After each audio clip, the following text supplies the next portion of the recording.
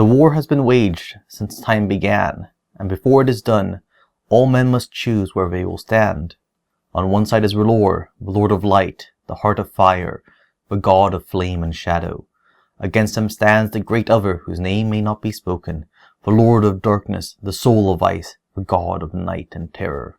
Ours is not a choice between Baratheon and Lannister, between Greyjoy and Stark. It is death we choose, or life, darkness or light.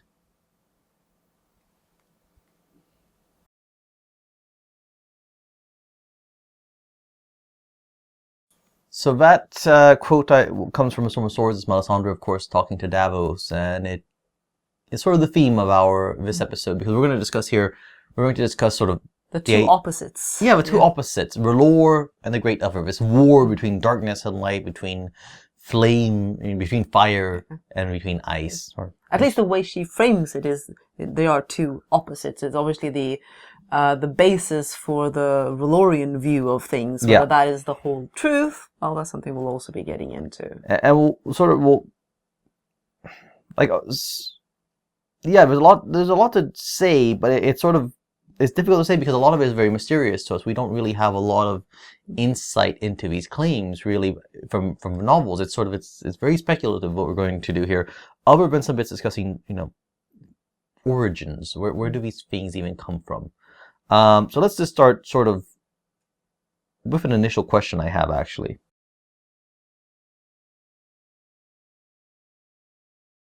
Do the gods even exist in the world of ice and fire? Or do gods... Yeah, I mean, it's not uncommon for gods to actually exist in fantasy, whether they are, gods that actually show up and take a part in the action, or in some cases they might be explained as characters who were raised to godhood over, the eons ago, or some development that happened and turned them into gods.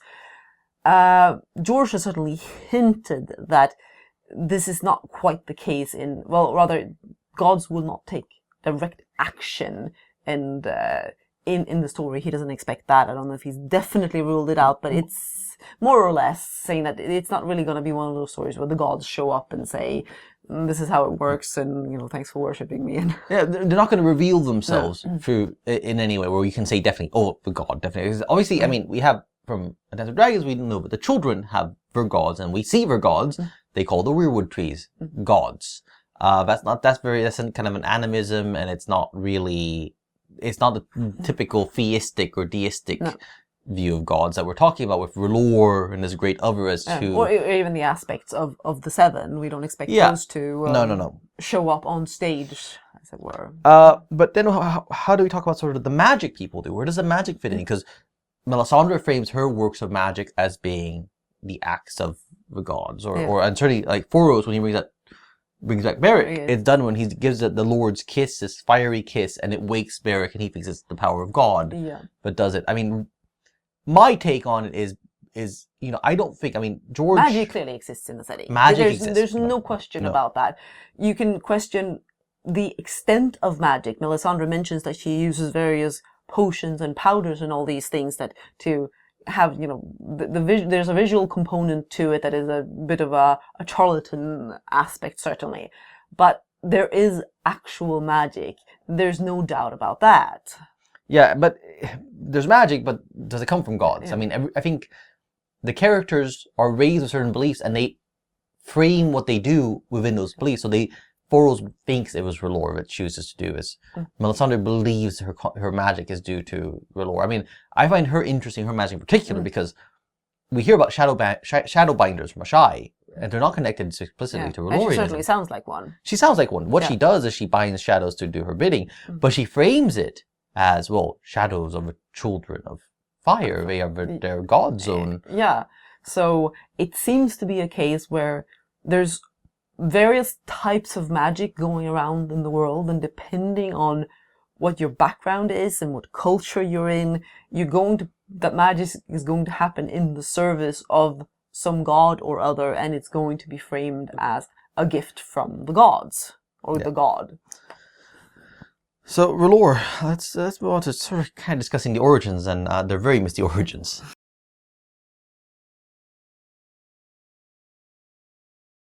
we know nothing about the origins of Valorianism. Sorry, I thought someone would have like expected this big revelation. Yeah.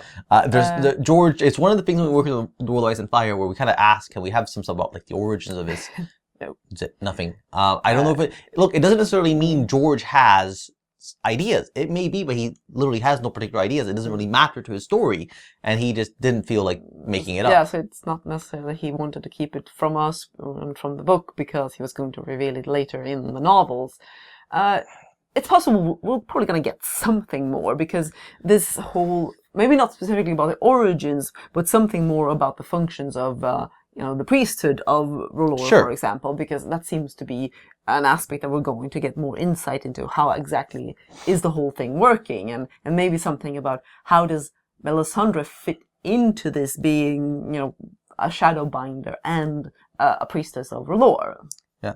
What the World of Ice does have is there's some suggestion at least that the Red Priest existed prior to the Doom, because there's a quote from a prophet of the Red Priest or some Red Priest saying that critiquing Valyria. The Valyrians had a extremely pragmatic polytheism in which basically all gods were equal in their view. It's like the Romans on steroids in a sense. They had lots and lots of gods.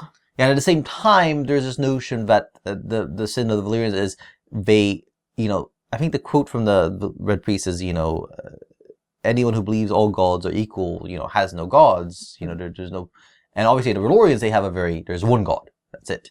Not really inclusive now. Not really inclusive. The other thing with the Valyrians was this notion that they, because of their attitude towards other gods, they kind of raise themselves above gods. They kind of saw themselves as superior to these silly deities people were worshipping. So there's another suggestion, of course, that the R'hllorians had a hand in the Doom, but the Red Priests they do control fire to some extent, and there's volcanoes. So yeah, so the idea is that they disrupted the magics that sort of kept the volcanoes sort of quiet and led to explosion. It's a theory. There's also one other note that says that the Red Priests have become increasingly more numerous, influential in the last century, which I found that's an interesting note. We never asked George why 1 century ago. What happened? The main thing that comes to mind, it's not quite 1 century, it's more like a century and a half, but the last dragon died a century. Is there some connection? It could just be something that he decided. It's interesting because we have that connection with saying that the magic started going out of the world to some extent with the disappearance of the dragons, or was it just that certain types of magic were depressed by the absence of dragons and others may be enhanced by it? There may be some bits and pieces that fit together there, but it's very difficult to say. As we see from Melisandre, but again, I have this niggling idea that Melisandre has a kind of extreme, unorthodox view of things, and we haven't ever heard Foro speak. He's definitely an orthodox Red Priest. Well, he wasn't that orthodox in his own behavior, but his views are very straightforward, I think, of what most Red Priests believe, and he doesn't talk about this sort of Manichean struggle. He doesn't talk about the great other. He doesn't talk about these sorts of things. So, or maybe it's something being revealed to the higher echelons. We don't know where Melisandre stands. We haven't had another Red Priest or Priestess comment on Melisandre. No. We've sort of speculated, could she be a renegade from the temple, for example? She's off doing her own thing, promoting, her own views of things. So it's entirely possible that what we hear from her about R'hllorianism and what she presents isn't strictly what most of the Red Priests and Priestesses believe. Now, what they do share, though, between Melisandre and what we have is because we have the High Priest in Volantis. He very clearly believes in the same prophecies of a prince who was promised, or the return, Azor Ahai reborn. So Azor Ahai is a figure that is central, is important in the R'hllorian belief system. Now, we do get in the World of Ice and Fire, thanks to George, this notion of a hero with a fiery sword named Yurkun in some, Elric's Shadow Chaser, several other names. Yeah, there's the one that's really close to Azor Ahai as well.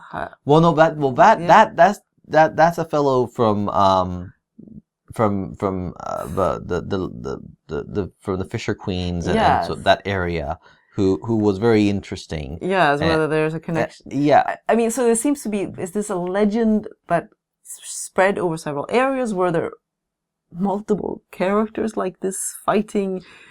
Well, we'll talk about the five forts a little later as well, I guess, because that's something. Yeah. But again, seems to suggest there's something maybe to this idea that there was some hero who was important, and the story has spread. The and duality sort of of the conflict, perhaps, also suggested in that. But it's all very, very murky. Yeah. Finally, obviously, the basic lore of religion has a lot to do with, especially as expressed by Melisandre again, is very much inspired by Zoroastrianism, which was a sort of had the fire worship aspect. Even the Azor Ahai kind of is reminiscent of you got Ahriman as the evil on the dark side of it, and Ahura Mazda as the light side. So the words there are kind of reminiscent of it. So yes, there's a lot of and George has said this as well, that there's a lot of Zoroastrianism in the religion. Let's look at the great other side of things.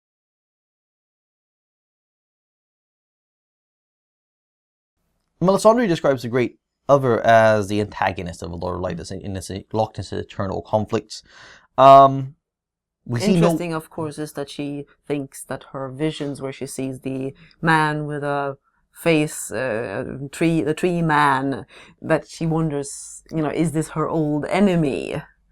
I mean, we obviously think that she's wrong in the sense that she's seeing Bloodraven, but perhaps there's something to the connection of her old enemy and the werewood connection, at least. So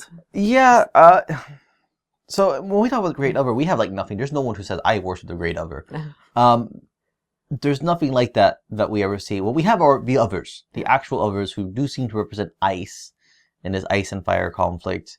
Where do they come from? Do they worship anything? One of the interesting things George said in an interview was, the others don't have a culture per se, which is a very interesting thing because we see them with armor and weapons and language. Was this after the show had done the whole with them doing a design of the bodies in the first season? It may have related to that, and I think this is a sign of their culture as such, and he's sort of, they don't really have a culture, and who doesn't have a culture? It's a strange thing. It suggests. I mean, you're looking at. If a very peculiar sort of creature. Yeah. So what are the origins of the others? I mean, we know 8,000 years ago, and obviously there's a whole question about the time range here, that there was the long night and this conflict, and the wall was raised to stop them, and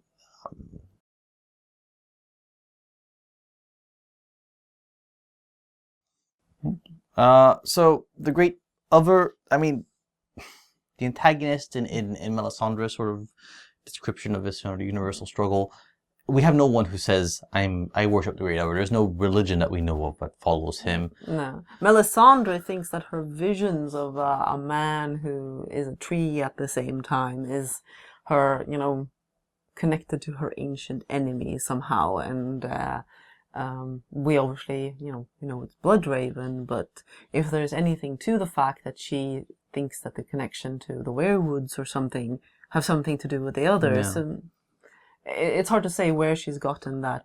Certainly, I mean, she wants to. She sees it as a false religion with the old gods, and has the wildlings burn a brand from a weirwood as a sign of it. They've converted, which is obviously something George has he's inspired by the Albigensian Crusade, where it's sort of, I presumably, so something like what was happening in Spain with the Inquisition, where basically people who had converted from Islam or Judaism were then said, we don't believe you, we think you're actually still worshipping your false gods. So if there is no religion that we know of, that we really see, I mean, all we can really go on is the others. And now, obviously, Craster's wives, they call the others the white gods. They also call them the suns, which is really interesting. Yes. Creepy, but... Yeah, I mean, what are the clues to the origins that we have? So, after the show, George was in an interview, I think it was in the first season, where he was asked about, I guess, the art design that they did at the... With the bodies, or the body pieces, rather. Yeah, which is not something that is from the books. It's David, and he was asked, like, is it their culture on display, kind of art, like, and George said something very interesting. He said, they don't really have a culture, which is fascinating. I don't think they really have a culture Yeah. as such, as we know it, and what race or what collection of people don't have a culture? It's sort of ingrained into what we are, and yeah. Especially when we see, I mean, they use their magic to create armor, to create weapons. They have a language. They laugh. They seem understandable as beings with cognition, and yet they don't have a culture. And is it? And here I'm going to have someone who believes it's all science fiction say, because I was going to say, are they programmed? Is all this, is this program? They carry through these motions. They do this stuff to carry out something, but they don't have a culture. They're aliens.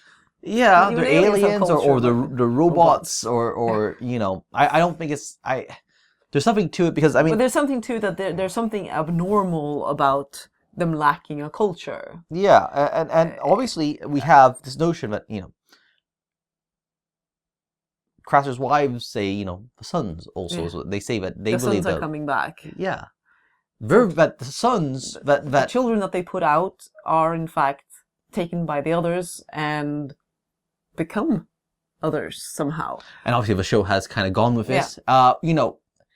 That the show does something doesn't necessarily mean it's going to be in the books. Okay, that said, I mean... This seems to line up. I mean, there's also this... there was this ancient summary that got up on Amazon UK, I believe. Or was it the first book, sort of the... I forget. It was an old summary. It was an old, and which shouldn't have gotten out, which revealed some earlier concepts about A Song of Ice and Fire.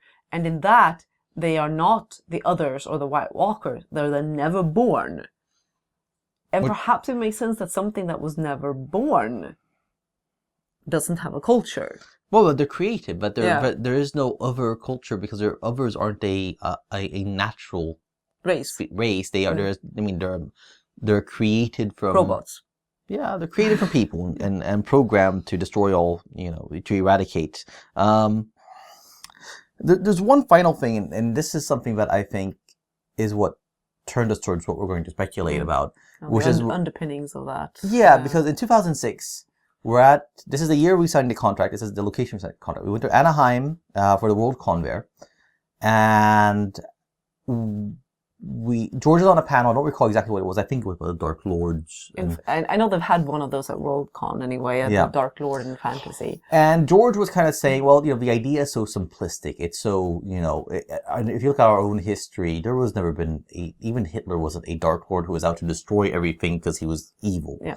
He had his reasons. They were terrible, horrible reasons. He did horrible things, but he didn't think, this morning I woke up and I'm gonna be evil. Yeah. So and someone in the audience asked, well, what about the others in your own work? Aren't they kind of a dark? They seem to just want to destroy everything.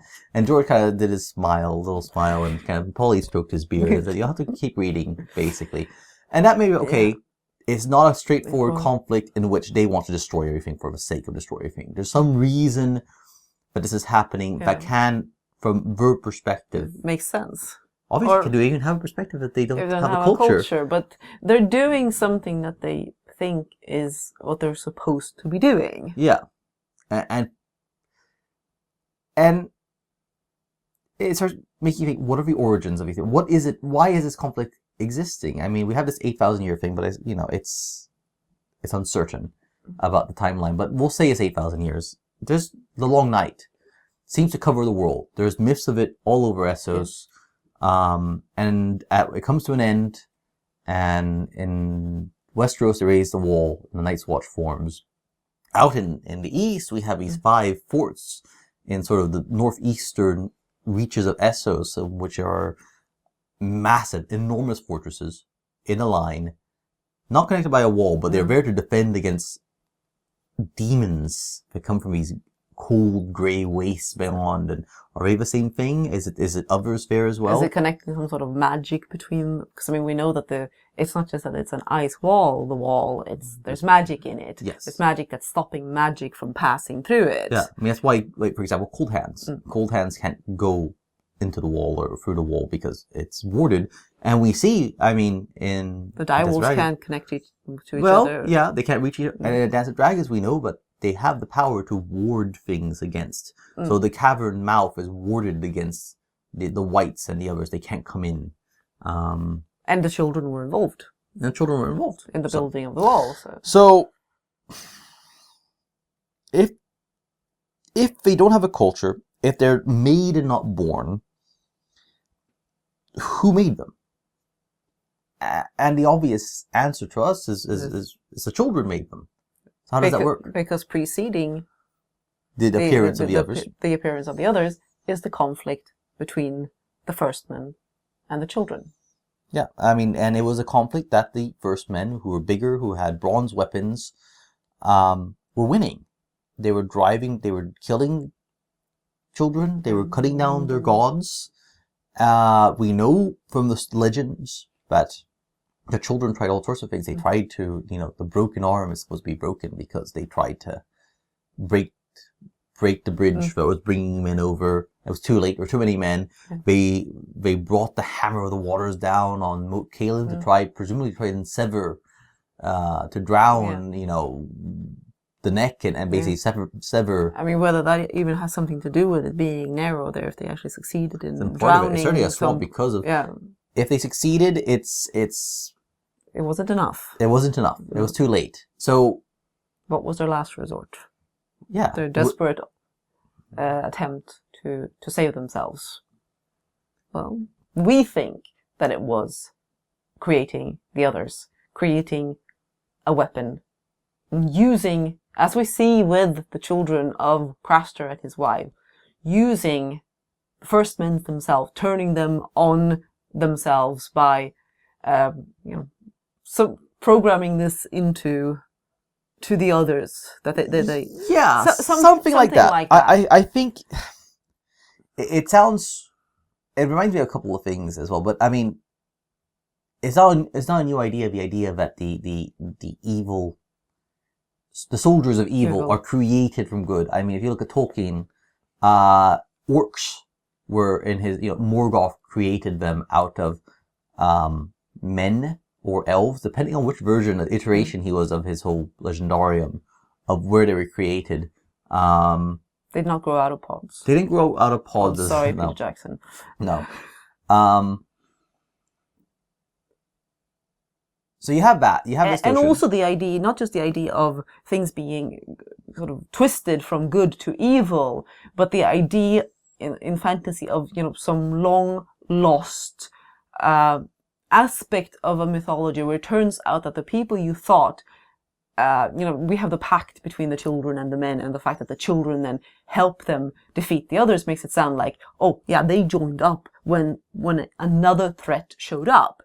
This is not the first time in fantasy. I can't point out anything specific right now, but it's definitely tickling the back of my head, where you have the idea that the threat was in fact created by one of the people who is now fighting it. What are you thinking of here? It's not Jennifer Overson or the Wars Light and Dark Aren't Dead. That's Jenny Wirtz. Jenny Wirtz, sorry. Not that quite, not quite, right. Because that's a different. But that's a very mythological idea that you create something and you lose control over it. Well, it's a concept very common to science fiction as well. I mean, it's any sort of where you. But so the children, the idea then is they were losing to the first men. They took the first men and created others to fight them, but they lost control of them. And it reminds me of it reminds me of two things. It reminds me, both science fiction. Babylon 5. Babylon 5, I'm not saying these names, they're just things that remind me. I'm just going on a tangent. I think it's the 4th episode of the first season. Recall where they find that biotechnological weapon that turns a guy into a giant destroyer. And the idea is they found this artifact on this planet where the race was extinct, and this artifact turns one of the guys into this sort of monstrous super soldier thing who's basically out to destroy everyone. And basically, they conclude is there was some threat coming to these people. They were afraid of their species being polluted by this threat, and so they created a weapon that, you know, only pure examples of our species, you protect them. You destroy anything else. But the problem, the fatal flaw in the program is, what is a pure? What if they're a little immoral? What if they do some unethical things? Are they really a pure example of the sort of the ideals of the species? And so the thing wiped everything out. I believe there's also an early first season, maybe second season, Next Generation, Star Trek Next Generation episode, which I end up with that planet, you know, where I think it's called like the Weaponsmiths or something, where they sell arms. And there's a hologram telling them about these magnificent weapons they can make that can be programmed to only attack other species or something, and they end up solving it. But basically, I think as I recall, the idea was the same, that these weapon makers ended up creating, their weapons got too good, and they failed to recognize that the weapons would start attacking them, and they basically couldn't solve it. So you can kind of say that there's a little bit of that sort of your creation getting away from you in Battlestar Galactica and the Cylons as well. So it's true. It's a very common trope. So that in science fiction, obviously George is a writer who comes from sort of science fiction roots. So I will have to try and dig up those fantasy examples because I'm sure that they're out there. But it's an intriguing trope, and it's kind of that whole sort of hubris thing to some extent. Hubris, that you think technology. You can play God, you think you can create something. I mean, Frankenstein, you know, Prometheus Unbound. Yeah.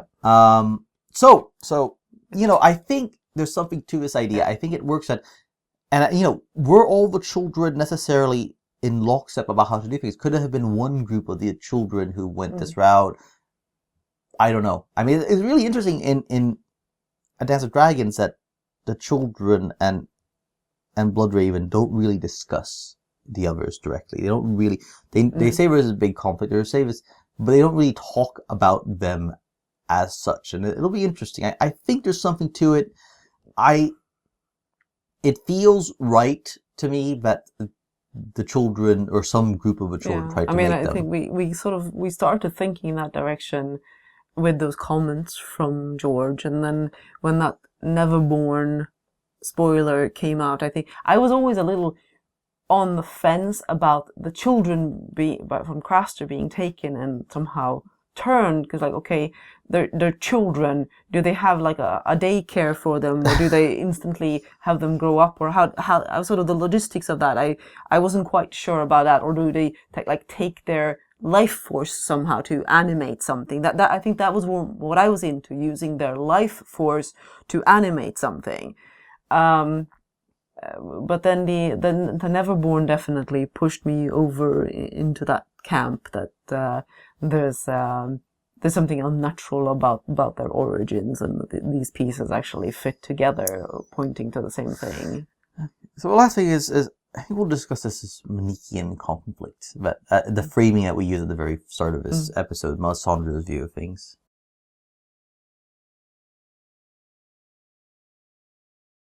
In a world of shades of grey, that's sort of a guiding principle for the author, but it's, you know, does it make sense that this conflict really boils down to good versus evil, light versus dark, this sort of Manichean duality of one side versus another, locked in internal conflict? It doesn't really make sense to me. No. But it comes out, it could be an existential threat, a problem. That doesn't change the fact that I'm not sure that it's so dualistic. I think there's definitely something to the idea that the others are doing something they were made to do, that they're out of control, that someone has to solve the problem. And part of solving the problem, I think, has to come in for uncovering the past of the transgressions of men against children. Because, I mean, if you look at what we know of the children, according to the histories, and again, the World of Fire is abundantly clear. A lot of these histories are just legends built on top of legends, but there's a whole notion that there's this conflict, and eventually there's, you know, this pact in which men would have, you know, the plains and, you know, the rivers and so on, and the deep forests and the caverns would be for the children. Yeah. Well, that's a compromise position, right? They're having to give up quite a bit. They're having to give up quite a bit. Maybe not everyone was happy with it. Maybe, or maybe, maybe the children never were happy with it. Maybe it was all just to bide time, and then they realized, oh dear, we messed up here. We made something that's far too powerful, and now we got to join with these creatures, and then we'll just have to accept the fact that we can't. So there's all sorts of things that can complicate it and make it. I mean, it does suggest that they are also in danger from. They certainly are in danger from the others. In that, of course, it's not just that they are a danger to men. They have in fact turned enough on them. They're a danger to life. They're a danger to life, and obviously, they're killing animals as well. And I think that the idea of them, overrunning the world and turning everything into ice. Is obviously not good for the children as well. Even if they have magic, it seems that their magic is a good protection against them. They're able to ward against it. But then again, does their magic weaken if everything is frozen over? If nature and animals are dying around them, does that weaken their? Because somehow if indeed they created the others, they managed to give them this very nihilistic force, which is to apparently freeze everything. Yeah. I mean, we talk about, or the legends talk about them coming with the long night and the winter. Are they in fact the cause of it instead? Did the children imbue them with enough magic that they are bringing darkness and ice with them? I mean, things do get cold when they are around, but they seem to be bringing this with them. It's really interesting. Obviously, the one thing that kind of makes it like, why ice? Why cold? I mean, the children, the magic we see from them doesn't have anything to, no one talks about them having anything to do with ice magic, I guess. No, they used water, though. I mean, with or in a sense, trying to. They did. Or, I guess not really water. It was more like trying to split the land, or. Well, yes, they were able to. Yes, that's true. So that is true. But that's a good question. Why darkness? Why winter? And I guess we didn't even touch on. It's a bit of a tangent to bring it in now, but how does this fit if they are created where you got the pale queen who supposedly marries the Lord Commander who's taken the Night's King, and all that business? Is there some truth for that? I mean, they all seem to be male. They're only taking men. But then again, to begin with, could they have turned some women into? And was there something else going on with them? Could one of them had enough agency to do something like that on her own? There are so many mysteries left here. But I do think that it is more complicated. I mean, all of this points to the origins and the motivations of the others, if they have such, are more complicated than it isn't a light versus dark. That's not all there is to it. And if their side is much more complicated, then obviously the R'hllorian side, the light, the fire, is also going to be complicated in the same way. It isn't as straightforward that R'hllor is the Lord of Light and that's the end of it. I don't think we're all going to have to convert to R'hllorianism to the end to be on the right side, so to speak. No, exactly. I think that's absolutely true. So, I guess that's it. Our take on this whole thing. All of this is one of the more intriguing parts, certainly, of the story. For me, I very much enjoy that sort of aspect. I think The Winds of Winter will reveal a lot more about this stuff. It has to, yes, I think. It has to. Because I don't think we are going to get those, like, revelations last page, so to speak. We need to get that set up around now. And obviously, I suspect that they're also going to be introducing more of those elements when we're seeing Bran and the Three-Eyed Raven. So that may have been one of the reasons that George really wanted the book out before. Maybe. Possibly. It's possible. I mean, there's obviously another big one. John's parentage was probably the motivation. John's return as well, but I mean, George. Maybe, because I don't think George ever expected people to buy that he was gone in the same way that apparently the show seem to think that we have to somehow have a mystery here, but that's definitely going on a tangent. Yeah. All right. Until the next video, we're not quite sure yet. We'll see next week. I want to think up what's most suitable based on the episode. So until then,